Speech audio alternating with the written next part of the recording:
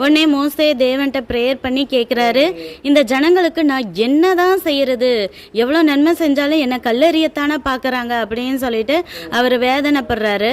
கர்த்தர் மோசேட்ட சொல்கிறாரு, நீ இஸ்ரவேல் மூப்பரில் சில பேரை கூட்டிகிட்டு யோர்தான் நதியை பிளக்கும் போது நீ உன் கையில் ஒரு கோல் வச்சுருந்தேல, அந்த கோலை வச்சு கண்மலையாடி தேவையான தண்ணி கிடைக்கும், ஜனங்கள் எல்லாரும் குடிக்கிறதுக்கு தேவையான தண்ணியெல்லாம் புறப்படும் அப்படின்னு சொல்கிறாரு. அதே போல் மோசே தன் கோலை வச்சு அதை கண்மலையை அடித்த உடனேயே அப்படியே மடம் தண்ணி அதிலிருந்து வர ஆரம்பிக்குது. எப்படி நம்ம பைப்பெல்லாம் ஸ்பீடாக திறந்து விட்டால் தண்ணி வருமோ அதை விட ஸ்பீடாக வருது.